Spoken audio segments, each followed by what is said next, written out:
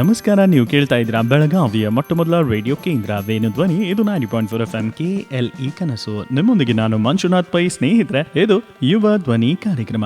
ಇವತ್ತಿನ ಕಾರ್ಯಕ್ರಮದಲ್ಲಿ ಕಿರಣ್ ರಾಜು ಪಾಟೀಲ್ ಅವರು G Kannada season 17 Saregamapa 2020 finalist ಹಾಗೂ ಹೆಸ್ಕಾಂ ಕಾಕ್ತಿ ಸೆಕ್ಷನ್ ಲೈನ್ಮನ್ ಇವರು. ಕಾರ್ಯಕ್ರಮದಲ್ಲಿ ತಮಗೆ ಸ್ವಾಗತ ಕಿರಣ್ ಅವರೇ, ಹಾಗೂ ನಮಸ್ಕಾರ. ನಮಸ್ತೆ ಸರ್. ಕಾರ್ಯಕ್ರಮದಲ್ಲಿ ಮೊಟ್ಟ ಮೊದಲನೇದಾಗಿ ತಮ್ಮ ಬಾಲ್ಯ ಅಲ್ಲಿಂದ ಪ್ರಾರಂಭ ಮಾಡೋಣ. ನಾನು ಹುಟ್ಟಿದ್ದು ಬುತ್ರಾಮಟ್ಟಿ ಅಲ್ರಿ. ಇಲ್ಲಿ ಸಿಟಿಯಿಂದ 16 ಕಿಲೋಮೀಟರ್ ಐತ್ರಿ ಬುತ್ರಾಮಟ್ಟಿ. ರಾಣಿ ಚೆನ್ನಮ್ಮ ಯೂನಿವರ್ಸಿಟಿ ಪಕ್ಕದಲ್ಲಿರೋ ಬುತ್ರಾಮಟ್ಟಿ. ಅಲ್ಲೇ ಊರಲ್ಲೇ ಸರ್ಕಾರಿ ಸ್ಕೂಲಾಗ ಕಲ್ತೇರೆ. ಮತ್ತು ಹೈಸ್ಕೂಲ್ ಮುಕ್ತಿಮಠ ಪ್ರೌಢಶಾಲೆಯಲ್ಲಿ ಕಲಿತೆ. ಮತ್ತು ಅಲ್ಲಿಂದ PUC first year second year Siddarameshwara college. Degree complete ಆಗಲಿಲ್ಲ. 1 ವರ್ಷ ಬೆನರ್ ಸ್ಮಿತ್ ಕಾಲೇಜಾಗ ಕಲ್ತಾರೆ. ಸಂಗೀತದ ಜರ್ನಿ ಬಗ್ಗೆ ಹೇಳೋದಾದ್ರೆ, ಸಣ್ಣ ಇರ್ತಾಗಿಂದ ಪ್ರತಿಭಾ ಕಾರಂಜಿ ಅಂತ ಎಲ್ಲ ಸ್ಕೂಲಾಗ ಮಾಡ್ತಾರೆ ರೀ. ಅಲ್ಲಿ ನಮ್ಮ ಡ್ಯಾಡಿಯವ್ರು ಫಸ್ಟ್ ಸಲ ಒಂದು ಹಾಡು ಕಲಿಸ್ಕೊಟ್ಟಿದ್ದಾರೆ, ಭಾವಗೀತೆ. ನಾ ಹಾಡ್ತೀನಿಲ್ಲೋ ನನಗೆ ಗೊತ್ತಿರಲಿಲ್ಲ. ಅಷ್ಟು ಚಂದ ಹಾಡಿದ್ದೀರಿ ಹಾಡು, ಭಾವಗೀತೆ ಎದೆ ತುಂಬಿ ಹಾಡೋಣಂತ ಹಾಡಿದ್ದೀರಿ. ಅಲ್ಲಿಂದ ಪ್ರೋತ್ಸಾಹ ಸಿಗ್ತಾ ಹೋಗ್ತಾರೆ ನಮಗೆಲ್ಲ ಸ್ಕೂಲ್ದಾಗ. ಚಲೋ ಹಾಡ್ತೀಯಪ್ಪ, ಧ್ವನಿ ಚಲೋ ಐತೆ, ನಿಂದ ಕಂಟಿನ್ಯೂ ಮಾಡು, ಸಂಗೀತ ನಿನ್ಗೆ ಐತೆ, ರಕ್ತದಾಗ ಐತೆ ನಿನಗಂತ ಹೇಳೆಲ್ಲ ಪ್ರೋತ್ಸಾಹ ಮಾಡಿ ಅಲ್ಲಿಂದ ಶುರುವಾಗಿದ್ದ ಜರ್ನಿ ಇಲ್ಲಿವರೆಗೂ ಬಂದಿತ್ತೈತ್ರಿ. ಭಾಳ ಉತ್ತಮ. ಆ್ಯಂಡ್ ತಮ್ಮ ವೃತ್ತಿ ಜೀವನದ ಬಗ್ಗೆ ನಾವು ತಿಳ್ಕೊಳ್ಳೋಣ. ಏಕೆಂದರೆ line man cum new season finalist, ಅದು ಸೀಸನ್ 17 ಸಾರೆಗಮಪ. ಇದು ಒಂದು ಟೋಟಲಿ 2 ಡಿಫ್ರೆಂಟ್ ಆದಂಥ ಒಂದು ಕ್ಷೇತ್ರ.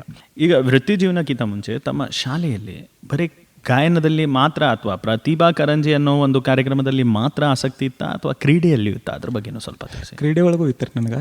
ಕ್ರೀಡೆ ಒಳಗೂ ನಾ ಚಲೋ ಪಾರ್ಟಿಸಿಪೇಟ್ ಮಾಡ್ತಿದ್ದೆ. ಸುಮಾರು ಸಲ ನಂಬರು ತೊಗೊಂಡಿದ್ದೇನೆ ರೀ ನಾನು ಎಲ್ಲ ಸ್ಪೋರ್ಟ್ಸ್ದಾಗ. ಮತ್ತು ನಾ ಸ್ಕೂಲ್ ಎಜುಕೇಷನ್ ಬಂದ್ರೆ ಅದ್ರಾಗೂ ನಾ ರ್ಯಾಂಕರ್ ಫಸ್ಟ್. ನಾನು ನಂಬರ್ 1 ಸ್ಕೂಲ್ದಾಗ. ಹಂಗಾಗಿ ಸಂಗೀತ ಒಂದು ಇತ್ತು, ಸೈಡ್ ಇತ್ತು ಸಂಗೀತ. ಬಟ್ ಈಗ ಬರ್ತಾ ಅದ ಜೀವನ ಆಗಿಬಿಟ್ಟಿತ್ತು. ಭಾಳ ಒಳ್ಳೆಯದು. ಈಗ ಶಾಲೆಯಲ್ಲಿ ತಮಗೆ ಗುರುಗಳು ಅಥವಾ ಟೀಚರ್ಸ್, ಸರ್ಸ್ ಇದ್ದೇ ಇರ್ತಾರೆ. ಸಪೋರ್ಟ್ ಆಗಿ ಯಾರಿದ್ರು, ಅವ್ರ ಬಗ್ಗೆನೂ ಸ್ವಲ್ಪ ತಿಳಿಸಿ. ಏಕೆಂದರೆ ಅದು ಬಹಳ ಮುಖ್ಯವಾಗುತ್ತೆ ಒಂದು ವಿದ್ಯಾರ್ಥಿಯ ಜೀವನದಲ್ಲಿ, ಶಾಲೆಯಲ್ಲಿ. ಅದ್ರ ಬಗ್ಗೆ ಹೇಳಿ. ಸಪೋರ್ಟಿವ್ ಅಂದ್ರೆ, ನಾ ಪ್ರೈಮರಿ ಇದ್ದಾಗ ಮಾರುತಿ ಸರ್ ಅಂತ ಒಬ್ಬರಿದ್ರಿ. ನಮ್ಗೆ P ಸರ್ ರೀ ಅವ್ರ. ನಾ ಹಾಡ್ತೀನಿಲ್ಲ ಅಂತ ಅವ್ರಿಗೂ ಗೊತ್ತಿರಲಿಲ್ಲ. ಒಂದು ಪ್ರತಿಭಾಕರಂತ ಪಾರ್ಟಿಸಿಪೇಟ್ ಮಾಡಿದ್ಮೇಲೆ ಅವ್ರಿಗೆ ಗೊತ್ತಾಯ್ತು ರೀ, ಚಲೋ ಹಾಡ್ತಾನಲ್ಲ, ಇವ್ನು ಬೆಳೆಸ್ಬೇಕಂತ. ಎಲ್ಲ ಸ್ಕೂಲ್ದಾಗ ನಮ್ಗೆ ಎಲ್ಲರಿಗೂ ಹೇಳಕತ್ತಾರೆ ಅವ್ರು, ಚಲೋ ಹಾಡ್ತಾನವ, ಕಾಂಪಿಟೇಷನ್ದಾಗ ಭಾಗವಹಿಸಾಗಿ ಇದನ್ನು ಮಾಡ್ರಿ ಅಂತೆಲ್ಲ ಸಪೋರ್ಟ್ ಮಾಡ್ತಿದ್ರಿ. ಸ್ವಲ್ಪ ಪ್ರೌಢಶಾಲೆಗೆ ಬಂದ್ರೆ 8th ಇದ್ದಾಗ ಎಲ್ಲ ಟೀಚರ್ಸು ನನಗೆ ಸಪೋರ್ಟ್ ಮಾಡ್ಯಾರ ರೀ. ಮೇನ್ ಹೇಳ್ಬೇಕಂದ್ರೆ ಅಂಬರ್ ಸರ ಮತ್ತು ಬಸವರಾಜ್ ಸುಂಗಾರಿ ಸರ್ ಮತ್ತು ಪತ್ತಾರ್ ಸರ್ ಅಂತ ಹಿಂದಿ ಹೇಳ್ಕೊಡ್ತಿದ್ದಾರೆ ಅವ್ರ. ಇವರು 3 ಸರ್ ನನಗೆ ಭಾಳ ಪ್ರೋತ್ಸಾಹ ಮಾಡಿದಾರೆ ರೀ. ಎಲ್ಲ ಪ್ರತಿಭಾ ಕಾರಂಜಿ ಯಾವ ಸ್ಕೂಲ್ ರಾಜ್ಯ ಮಟ್ಟದ ಮಟ್ಟ ಹೋಗಿದ್ದಾರೆ, ನಂದು ಬಿಜಾಪುರ ಮಟ್ಟ, ಅಲ್ಲಿವರೆಗೂ ನನಗೆ ಕರ್ಕೊಂಡು ಹೋಗಿದ್ದಾರೆ ಅವ್ರು. ಪ್ರತಿಭಾ ಕಾರಂಜಿ ಹೆಸರಲ್ಲಿಯೇ ಒಂದಿದೆ. ಹೌದು. ಅಂತ ಸಂದರ್ಭದಲ್ಲಿ ತಮ್ಮ ಅನುಭವ ಬಗ್ಗೆ, ಏಕೆಂದ್ರೆ ಈ ಒಂದು ಈಗ ಕೇಳ್ತಿರೋ ಎಷ್ಟೋ ಜನರು, ಈಗ ಕೇಳ್ತಿರೋ ಎಷ್ಟೋ ವಿದ್ಯಾರ್ಥಿನಿಯರು ತಮ್ಮ ಜೀವನದಲ್ಲಿ ಈ ಒಂದು ಪ್ರತಿಭಾ ಕಾರಂಜಿ ಅಂತ ಅವ್ರಿಗೆ ಕೇಳಿರುತ್ತಾರೆ, ಆದರೆ ಭಾಗವಹಿಸುವುದಿಲ್ಲ. ಏಕೆಂದರೆ ಇದರಾಗ ಗೆಲ್ತೇನೋ ಇಲ್ಲೋ ಅಂತ ವಿಚಾರ ಮಾಡ್ತಾರೆ. ಭಾಗವಹಿಸುವುದೇ ಗೆಲ್ಲೋದು ಅಂತ ಅವರಿಗೆ ನೀವು ಹೇಳ್ಕೊಡಿಯಲ್ಲ. ನಾ ಏನು ಹೇಳ್ತೀನಂದ್ರೆ, ಗೆಲ್ಲೋದು ಬಿಡೋದು ಸೆಕೆಂಡ್ರಿ. ಗೆದ್ದಾಗ ಒಂದು ಸಂಭ್ರಮ ಇರುತ್ತೆ, ಸೋತಾಗ ಅದರಿಂದ ಕಲಿಯೋದು ಭಾಳ ಇರ್ತೈತೆ ರೀ. ನಾವೇನು ಮಾಡ್ತಿದ್ವು ಅಂದ್ರೆ, ಪ್ರತಿಭಾ ಕಾರಂಜಿದೊಳಗೆ ನಾವು ಗೆಲ್ತೇವೋ ಪ್ರೈಸ್ ಬರುತ್ತೋ ಇಲ್ಲೋ ಗೊತ್ತಿರಲಿಲ್ಲ ನಮ್ಗೆ. ನಾವು ಅದನ್ನೆಲ್ಲ ತಲೆಯಾಗ ಇಟ್ಕೊಳ್ತಿರಕಿಲ್ರಿ. ನಾವು ಒಟ್ಟು ಪಾರ್ಟಿಸಿಪೇಟ್ ಮಾಡಿದ್ರೆ ಅಂದ್ರೆ, ಒಂದು ಸ್ಕೂಲ್ ಅಂದ್ರೆ ಅದೊಂದು, ಈಗೇನು ಮೊಬೈಲ್ ಬಂದವ್ರಿ, ರೀಲ್ಸ್ ನೋಡ್ತಾರೋ ಜನ ಎಲ್ಲ ಮಾಡ್ತಾರೆ. ಬಟ್ ಈಗಿನ ಮಕ್ಕಳಿಗೆ ಪ್ರತಿಭಾ ಕಾರಂಜಿದ ಅಷ್ಟು ಇಂಟ್ರೆಸ್ಟ್ ಇಲ್ಲ ಅಂತ ನನಗೆ ಅನಿಸ್ತೈತೆ ರೀ. ಬಟ್ ನಮ್ಮ ಕಾಲದಾಗ ಮೊಬೈಲ್ ಅಷ್ಟು ಕ್ರೇಜ್ ಇರಲಿಲ್ಲ ರೀ. ಮತ್ತು ಸ್ಕ್ರೀನ್ ಟಚ್ ಮೊಬೈಲು ಇರಲಿಲ್ಲ ಆ ಟೈಮ್ದಾಗ, ಕೀಪ್ಯಾಡ್ ಮೊಬೈಲ. ಅದ್ರಾಗ ಆ ಟೈಮ್ದಾಗ ನಾವು ಪ್ರತಿಭಾ ಕಾರಂಜಿ ನಮ್ಗೊಂದು ದೊಡ್ಡ ಸಂಭ್ರಮ ಇರೋದು. ಎಲ್ಲ ಸ್ಕೂಲಿಗೆ ಹೋಗಿ ಪ್ರಾಕ್ಟೀಸ್ ಮಾಡೋದು. ಬೇರೆ ಬೇರೆ ಸ್ಕೂಲಿಂದ ಮಕ್ಕಳು ಬರ್ತಿದ್ದಾರೆ ಹಾಡಕ್ಕೆ, ನಮಗೆ ಕಾಂಪಿಟೇಟರ್ ಆಗಿ. ಬೇರೆ ಬೇರೆ ಕಡೆ ಎಲ್ಲ ನೋಡ್ತಿದ್ರು ನಾವು, ಅಂದ್ರೆ ಅವ್ರು ಹೆಂಗೆ ಹಾಡ್ತಾವ್ರು, ಇವ್ರು ಹೆಂಗೆ ಹಾಡ್ತಾರೋ, ಅವ್ರು ಏನೇನು ಅಂದ್ರೆ ಎಲ್ಲ ಥರದ ಕ್ಷೇತ್ರದಾಗ ಏನೇನು ಪ್ರತಿಭೆಗಳದಾವ್ರಲ್ರಿ, ಎಲ್ಲರೂ ಬರ್ತಿದ್ದಾರೆ ಸ್ಕೂಲಿಗೆ ರೀ. ಒಂದು ಸ್ಕೂಲ್ದಾಗ ಪ್ರತಿಭಾ ಕಾರಂಜಿ ಇಟ್ಕೋತಾರೆ ಅಂದ್ರೆ, ಆ ಸ್ಕೂಲ್ಗೆ ಎಲ್ಲ ಸ್ಕೂಲ್ ಹುಡುಗರು ಬರ್ತಿದ್ದಾರೆ. ಎಲ್ಲ ಸ್ಪೋರ್ಟ್ಸ್ ಆಗಲಿ, ರಂಗೋಲಿ ಹಾಕೋದಾಗಲಿ, ಜಾನಪದ ಹಾಡೋದಾಗಲಿ, ಭಾವಗೀತೆ ಹಾಡೋದಾಗಲಿ, ಮತ್ತು ನೃತ್ಯ ಮಾಡೋದಾಗಲಿ, ಆ್ಯಕ್ಟಿಂಗ್ ಮಾಡೋದಾಗಲಿ, ಎಲ್ಲರೂ ಬರ್ತಿದ್ದಾರೆ. ಅದನ್ನೆಲ್ಲ ನೋಡಿದ್ರೆ ಖುಷಿ ಅನ್ಸೋದ್ರಿ ನಮ್ಗೆ. ಏನಪ್ಪ ಹೆಂಗೆಲ್ಲ ಎಷ್ಟು ಸಂಭ್ರಮ ಐತಿ ಅಂತ ಅನಿಸ್ತೈತ್ರಿ. ನಾವು ಪ್ರೈಸ್ ಬಗ್ಗೆ ತಲೆ ಕೆಡ್ಸ್ಕೊತಿರ್ಲಿಲ್ಲ ರೀ. ಈಗಿನ ಮಕ್ಕಳಿಗೆ ಹೇಳೋದು ಅಷ್ಟೇ ರೀ, ಏನು ಬದುಕೈತಿಲ್ಲ ಪ್ರತಿಭಾ ಕಾರಂಜಿ, ಒಂದು ಹೊರಗೇನು ಬದುಕೈತಿಲ್ಲ ಅದನ್ನು ಬದುಕ್ರಿ. ಮೊಬೈಲ್ದಾಗ ನೋಡಕ್ಕೆ ಹೋಗ್ಬೇಡ್ರಿ ಜಾಸ್ತಿ, ಅದರಿಂದ ಏನು ಯೂಸು ಇಲ್ಲ ರೀ. ಏನು ನಮ್ಮದು ಮೊಬೈಲ್ ನೋಡಿ ಜಾಸ್ತಿ ಹಾಳು ಮಾಡ್ಕೊಬೇಡ್ರಿ ಜೀವನ.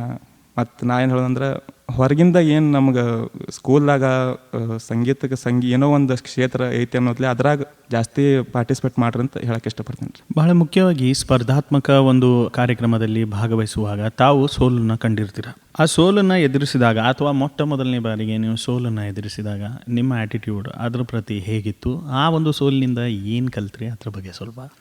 ಇಲ್ಲಿವರೆಗೂ ಹೇಳ್ಬೇಕಂದ್ರೆ ಸರಿಗಮಪಕ್ಕೆ ಹೋಗಿತ್ತ ಮೊದಲ ನಾವು ಲೋಕಲ್ ಕಾಂಪಿಟೇಷನ್ಸ್ ಎಲ್ಲ ಭಾಗವಹಿಸ್ತಿದ್ದೆ ರೀ. ಒಂದು 7-8 ಲೋಕಲ್ ಕಾಂಪಿಟೇಷನ್ ಎಲ್ಲ ಭಾಗವಹಿಸಿದ್ದೇನೆ ರೀ ನಾನು. ಅಲ್ಲಿ ಎಲ್ಲ ಕಡೆನೂ ನಾವು ಪ್ರೈಸ್ ತೊಗೋಬೇಕಂತ ಹಂಗೆ ಅನ್ಕೊಂಡ್ರೆ ಆಗಂಗಿಲ್ಲ ರೀ ಅದು. ಯಾಕಂದ್ರೆ ಎಲ್ಲರೂ ಪ್ರತಿಭಾವಂತರ ಇರ್ತಾರೆ ರೀ ಸಿಂಗರ್ಸ್ ಅಂದಮೇಲೆ. ಒಂದ್ಸಲ ಪ್ರೈಸ್ ಬರುತ್ತೆ, ಒಂದ್ಸಲ ಬರಂಗಿಲ್ಲ. ಅಲ್ಲಿ ಗೆದ್ದಾಗ ಅದೊಂದು ಖುಷಿ ಇರುತ್ತೆ ರೀ. ಗೆದ್ದಾಗ ಇಲ್ಲಿ ನಾ ಗೆದ್ದ ಪ್ರೈಸ್ ತೊಗೊಂಡೆಪ್ಪ ಅಂತ ಹೇಳ್ಕೊಳಕ್ಕೊಂದು ಖುಷಿ ಇರುತ್ತೆ ರೀ. ಸೋತಾಗ ಏನಾಗ್ತೈತೆ ಅಂದ್ರೆ ಇದಕ್ಕಿಂತ ಚಂದ ಮಾಡ್ಬೇಕಲ್ಲ ಪ್ರಾಕ್ಟೀಸ್, ನಾನು ಇದಕ್ಕಿಂತ ಚಂದ ಪರ್ಫಾರ್ಮೆನ್ಸ್ ಮಾಡ್ಬೇಕು ನೆಕ್ಸ್ಟ್ ಟೈಮ್ ಅಂತ ಒಂದು ಛಲ ಹೊಡ್ತೈತೆ ರೀ.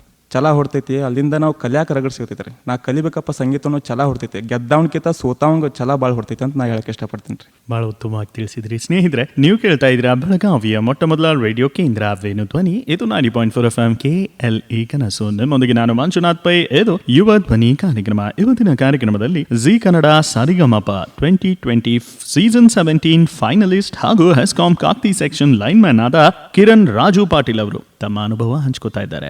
ಸೋಲಿನ ಬಗ್ಗೆ ತಾವು ಹೇಳಿದರೆ, ಅಂಥ ಸಂದರ್ಭದಲ್ಲಿ ಕೆಲವೊಂದು ಸಂದರ್ಭಗಳಲ್ಲಿ ಕಲಾವಿದರು ತಮ್ಮ ಜೀವನದಲ್ಲಿ ಯಶಸ್ಸಿನ ಮೇಲೆ ಯಶಸ್ಸು ನೋಡಿದಾಗ ಅವರಿಗೂ ಒಂದು ಬರುತ್ತೆ ಅಹಂ ಅಂತ.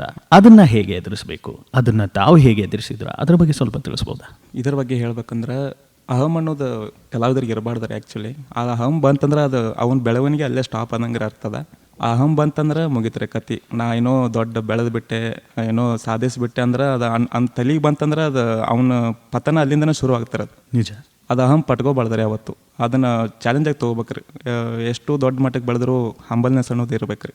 ಈಗ ಗಾಯನ ಬಗ್ಗೆ ನಾವು ಇಷ್ಟೆಲ್ಲ ಮಾತನಾಡಿದ್ವಿ. ತಮ್ಮ ವೃತ್ತಿ ಜೀವನದ ಬಗ್ಗೆ ಹೇಳಿ. ಗಾಯನ ಇಸ್ ಅ ಕಲಾಕ್ಷೇತ್ರ, ವೃತ್ತಿ ಜೀವನ is a line man. Total 2 different sections. ಅದ್ರ ಬಗ್ಗೆ ಸ್ವಲ್ಪ ತಿಳಿಸ್ಬೋದಾ? ಹೆಂಗೆ ನೀವು ಲೈನ್ ಮ್ಯಾನ್ ಆದ್ರಿ? ವೃತ್ತಿ ಜೀವನದ ಬಗ್ಗೆ ಸ್ವಲ್ಪ. ವೃತ್ತಿ ಜೀವನ ಅಂದ್ರೆ ಲೈನ್ ಮ್ಯಾನ್ ಆಗಿದ್ದೆ ಆಕ್ಸಿಡೆಂಟ್ಲಿ ಆಗಿದ್ದಾರದ. ನಾನಾಗಿ ಹೋಗಿ ಆರಿಸ್ಕೊಂಡಿದ್ದದಲ್ಲದ. ಕಷ್ಟ ಇತ್ತು ಆ ಟೈಮ್ದಾಗ. ಈ ಜಾಬ್ ಮಾಡಲೇಬೇಕಾಗಿತ್ತು ನಾನು. ಅದರಲ್ಲಿ ನಾನು ಹೋಗಲೇಬೇಕಾಯ್ತು. ಹಂಗಾಗಿ ನಾ ಎಲ್ಲ ಥರ ಮಾಡ್ಕೊಂಡಿದ್ದೆ ವೃತ್ತಿ ಜೀವನ. ಹೆಂಗಾಯ್ತಪ್ಪ ಅಂದ್ರೆ ಡಿಗ್ರಿ ಓದತ್ತಿದ್ದೆ ರೀ ನಾ ಬೆನನ್ ಸ್ಮಿತ್ ಕಾಲೇಜ್ದಾಗ ಫಸ್ಟ್ ಇಯರ್ ಡಿಗ್ರಿ. ಇನ್ನೊಂದು 2 ತಿಂಗಳು ಇತ್ತು ರೀ ಮುಗ್ಯಾಕೆ ಡಿಗ್ರಿ. ಒಂದು XYZ ಬ್ಯಾಂಕ್ ರೀ ಇಲ್ಲೇ ಬೆಳಗಾವ್ದಾಗ. ಅದು ಸ್ಕ್ಯಾಮ್ ಐತ್ರಿ.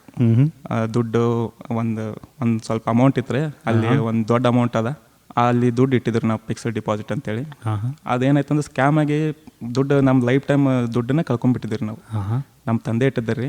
ದುಡ್ಡನ್ನ ಅಲ್ಲಿ ಕಳ್ಕೊಂಡ್ಮೇಲೆ ಏನಾಯ್ತು, ಇನ್ನೇನು ಮುಗಿತಪ್ಪ ಜೀವನ, ಬೀದಿಗೆ ಬೀಳ್ತೀವನೋ ಅನ್ಕೊಂಡಿದ್ವಿ ರೀ ನಾವು. ಡಿಗ್ರಿ ಓದತ್ತಿದ್ದೆ ರೀ ನಾವು.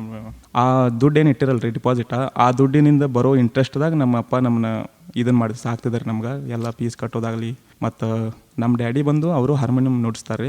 ಎಲ್ಲ ಲೋಕಲ್ ಎಲ್ಲ ಇದಕ್ಕೆಲ್ಲ ಪ್ರೋಗ್ರಾಮ್ಗೆಲ್ಲ ನುಡಿಸ್ತಾರೆ ಅವ್ರು ಇಲ್ಲಿ ಸಿಟ್ಯಾಗಿ ಬೆಳಗಾವ್ದಾಗ.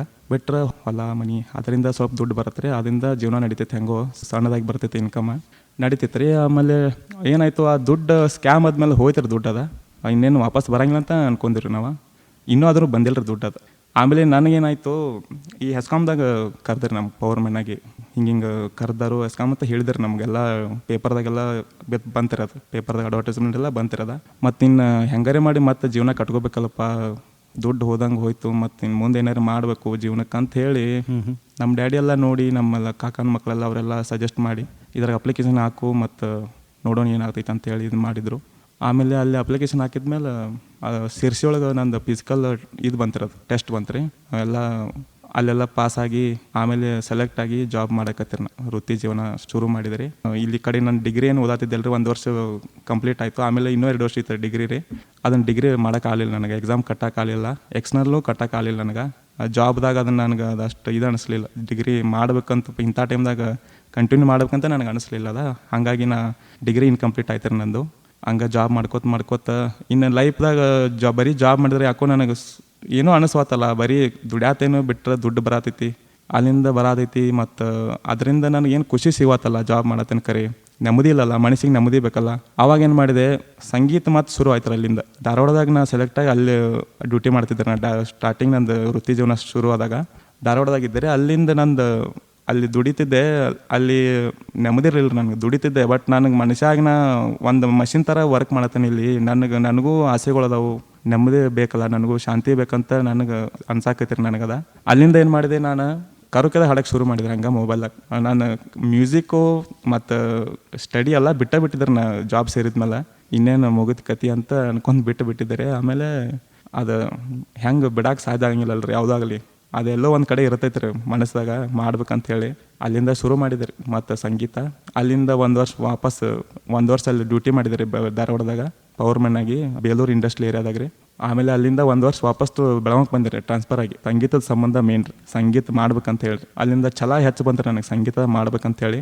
ಅಲ್ಲಿಂದ ಟ್ರಾನ್ಸ್ಫರ್ ತೊಗೊಂಡ್ಬಂದ್ಮೇಲೆ ಇಲ್ಲಿ ಬಂದು ಸಂಗೀತ ಜಾಸ್ತಿ ಮಾಡಿದ್ರಿ. ನಾ ಕಾಂಪಿಟೇಷನ್ದಾಗ ಭಾಗವಹಿಸೋದು ಮತ್ತು ಪ್ರೋಗ್ರಾಮ್ ಕೊಡೋದು ಎಲ್ಲ ಶುರು ಮಾಡಿದೆ. ಅಲ್ಲಿಂದ ಮತ್ತು ಹಂಗೆ ಸ್ಟಾರ್ಟ್ ಆಯಿತು. ಅದೇ ಟೈಮ್ಗೆ ಸರಿಗಮಪ ಸೀಸನ್ 17 ಬಂತು ರೀ ಸೀಸನ್. ಅಲ್ಲಿ ಆಡಿಷನ್ ಕೊಟ್ಟೆ, ಸೆಲೆಕ್ಟ್ ಆಗಿದ್ರೆ. ಆಮೇಲೆ ಅಲ್ಲಿ ಹೋದ್ಮೇಲೆ ಛಲ ಇನ್ನೂ ಜಾಸ್ತಿ ಆಗಿ ಇದ್ರಾಗ ನಾ ಜೀವನ ಕಟ್ಕೋಬೇಕಪ್ಪ ಅಂತ ಅನಿಸಿತ್ತು ನನಗೆ. ಮತ್ತು ಈಗ ಒಮ್ಮೆ ಜೀವನ ಕಟ್ಕೊಳ್ಳೋ ಬರ್ದೊಳಗೆ ಗೌರ್ಮೆಂಟ್ ಜಾಬ್ ಬಿಡಕ್ಕೆ ಬರೋಂಗಿಲ್ಲ. ಹಾಗಾಗಿ ನಾ ಏನು ಮಾಡಿದೆ, ಎರಡೂ ಮೇಂಟೈನ್ ಮಾಡಕತ್ತೆ ರೀ. ನಂದು ಏನು ವೀಕ್ಲಿ ಆಪ್ ಇರುತ್ತಲ್ಲ ರೀ, ಆ ಟೈಮ್ದಾಗ ಎಲ್ಲರ ಪ್ರೋಗ್ರಾಮ್ ಇತ್ತಂದ್ರೆ ಪ್ರೋಗ್ರಾಮ್ಗೆ ಹೋಗೋದು ಮತ್ತು ಆ್ಯಸ್ ಇಟ್ ಈಸ್ ಬಂದು ಡ್ಯೂಟಿ ಜಾಯ್ನ್ ಆಗೋದು. ಈ ಕಡೆ ಡ್ಯೂಟಿಗೆ ಮೋಸ ಮಾಡೋಕ್ಕಿಲ್ಲ ನಾ, ಮತ್ತು ಆ ಕಡೆ ಸಂಗೀತಕ್ಕೂ ಮೋಸ ಮಾಡೋಕ್ಕಿಲ್ಲ ರೀ. ಎರಡೂ ಧ್ವನಿ ಮೇಲೆ ಕಾಲಿಟ್ಟೇನೆ ರೀ. ಇನ್ನು ಮುಂದೆ ಐತ್ರಿ ಒಟ್ಟು ನನಗೆ ಆಸೆ ಐತೆ ಸಂಗೀತದಾಗ ಏನಾರು ಮಾಡ್ಬೇಕಂತೇಳಿ. ಬಟ್ ಎರಡೂ ಮಾಡ್ತೇನೆ ರೀ ನಾ. ಕಿರಣ್ ಅವರೇ, ಅಂಥ ಸಂದರ್ಭದಲ್ಲಿ ಆಫ್ಕೋರ್ಸ್ ಜಿ ಕನ್ನಡ ಸಾರಿಗಮಪ ಬಗ್ಗೆ ನಾನು ಕೇಳುವೆ, ಆ ಜರ್ನಿ ಬಗ್ಗೆನೂ ಕೇಳುವೆ. ಆದರೆ ಅದಕ್ಕಿಂತ ಮುಂಚೆ ತಾವು ತಮ್ಮ ವೃತ್ತಿ ಜೀವನದಲ್ಲಿ ಸೀನಿಯರ್ಸ್ ಇದ್ದೇ ಇರ್ತಾರೆ, ಅವರ ಸಪೋರ್ಟ್ ಹೇಗಿತ್ತು? ಏಕೆಂದರೆ ತಾವು ಹೇಳಿದ್ರಿ ಎರಡೂ ದೋಣಿಯಲ್ಲಿ ಕಾಲಿಟ್ಟಿದ್ದೇನೆ ಅಂತ. ಸುಲಭವಿಲ್ಲ ಅದು ನಿಜ ಜೀವನದಲ್ಲಿ ಅದನ್ನು ಮಾಡೋದು. ಎರಡೂ ದೋಣಿಯಲ್ಲಿ ಕಾಲು ಇಟ್ಟು ಹೋಗಬೇಕು ಅಂದರೆ ಎರಡು ಕಡೆಯಿಂದ ವಿಭಿನ್ನ ರೀತಿಯ ಸಪೋರ್ಟ್ ಅನ್ನೋದು ಬೇಕು. ತಮ್ಮ ವೃತ್ತಿ ಜೀವನದಲ್ಲಿ ಇರೋ ಸೀನಿಯರ್ಸ್ಗಳ ಸಪೋರ್ಟ್ ಅದ್ರ ಬಗ್ಗೆ ತಿಳಿಸ್ಬೋದಾ? ನಾ ಹೆಂಗೆ ಮಾಡ್ತಿದ್ದೆ ಅಂದರೆ ಡ್ಯೂಟಿ ಮೇಲೆ ಅಂದ್ರೆ ಫ್ರೀ ಟೈಮ್ ಏನು ಸಿಗ್ತೈತಲ್ರಿ, ಆ ಟೈಮ್ದಾಗ ನಾನು ಸಾಂಗ್ ಕೇಳೋದು, ಕ್ಲಾಸಿಕಲ್ ಮ್ಯೂಸಿಕ್ ಕೇಳೋದು, ಹೀಗೆಲ್ಲ ಮಾಡ್ತಿದ್ರಿ. ಮತ್ತು ಕೆಲಸ ಬಂದಾಗ ಮತ್ತು ಆ್ಯಸ್ ಇಟ್ ಈಸ್ ಮತ್ತು ಅವ್ರ ಜೊತೆ ಮತ್ತು ಜಾಯ್ನ್ ಆಗಿ ಕೆಲಸ ಮಾಡೋಕೆ ಹೋಗೋದ್ರಿ. ಆದರೆ ನಮ್ಗೆ ಟೈಮ್ ಸಿಗ್ತೈತೆ ರೀ ನಡಕ್ಕೆ ಖಾಲಿ ಕುಂತಾಗ. ಆ ಟೈಮ್ನ ಏನೋ ಬೇರೆ ಕೆಲಸ ಮಾಡಿ ನಾ ಅದನ್ನು ಟೈಮ್ ಕೆಡ್ಸ್ಕೋತಿರಕಿಲ್ಲ ರೀ. ಆ ಟೈಮ್ ಸಿಕ್ಕ ಟೈಮ್ನ ನಾ ಯೂಸ್ ಮಾಡ್ಕೋತಿದ್ದೆ ಸಂಗೀತಕ್ಕೆ ಅಂತೇಳಿ. ನನ್ನ ಕೊಲೀಗ್ಸ್ ಆಗಲಿ, ನಮ್ಮ ಮೇಲಿನ ಮೇಸ್ತ್ರಿಗಳಾಗಲಿ ಎಲ್ಲರೂ ನನಗೆ ಸಪೋರ್ಟ್ ಮಾಡ್ತಿದ್ದಾರೆ. ಅದೇ ಮುಖ್ಯ.